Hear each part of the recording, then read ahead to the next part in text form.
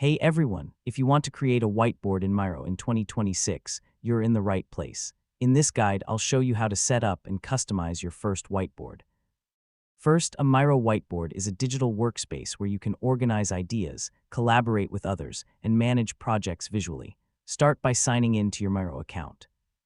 If you don't have one yet, create a free account. From your dashboard, click the New Board button to create a blank whiteboard. You can start with a blank board or choose one of Miro's templates for brainstorming, planning, or diagramming.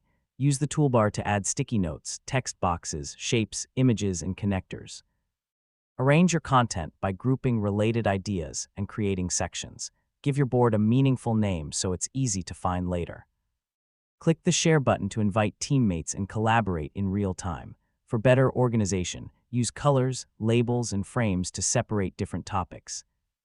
A common mistake is placing too much information on one board without organizing it into sections.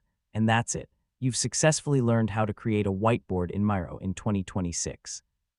Thanks for watching, and I'll see you in the next tutorial.